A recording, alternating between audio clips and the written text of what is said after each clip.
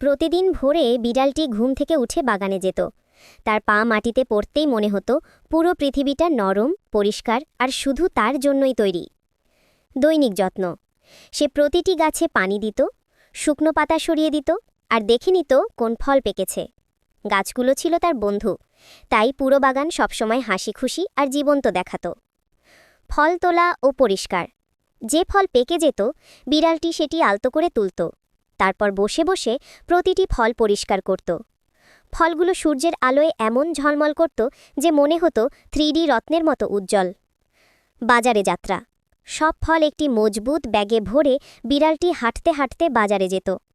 হাঁটতে হাঁটতে হাসি মুখে ভাবত, আজ আমার ফল মানুষকে খুশি করবে। বাজারের দৃশ্য। বাজারে পৌঁছামাত্র সবাই তাকে ঘিরে ধরত, কারণ তারা জানত ফলওয়ালা বিড়ালের ফল মানেই তাজা, মিষ্টি আর যত্নে ভরা। দিনের শেষ। সন্ধ্যায় সব ফল বিক্রি করে বিড়ালটি ফিরে যেত নিজের বাগানে। সে বাগানের মাঝখানে বসে সূর্যাস্ত দেখত আর ধীরে ধীরে বলত, পরিশ্রম আর ভালোবাসা সবসময় সুন্দর ফল এনে দেয়। এভাবেই প্রতিদিন সে সুখে শান্তিতে কাটাত তার বাগান, প্রকৃতি আর ভালোবাসায় ভরা 3D জগৎ।